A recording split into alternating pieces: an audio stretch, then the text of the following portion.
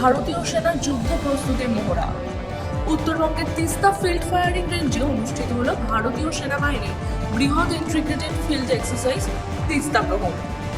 এই মহড়ায় অংশ নেয় সেনাবাহিনীর বিভিন্ন কোর ও ইউনিট, কামান বাহিনী, যান্ত্রিক পদাতিক, প্যারা স্পেশাল ফোর্স, সেনা বিমান শাখা, ইঞ্জিনিয়ারিং কোর এবং সিগন্যাল কোর।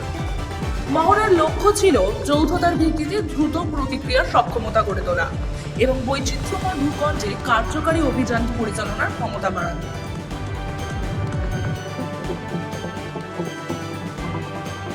তিস্তা প্রহর মহড়া স্পষ্টভাবে দেখিয়ে দিল ভারতীয় সেনাবাহিনী শুধুমাত্র প্রযুক্তিগতভাবেই নয়, সমুন্নতি ও যুগোপযোগী যুদ্ধনীতিতেই প্রস্তুত এবং সক্ষম, যা তাদের মিশন প্রস্তুতি ও অপারেশনাল রেডিনেসের প্রতি অটল প্রস্তুতিকে আরও একবার জোরালোভাবে প্রকাশ করে।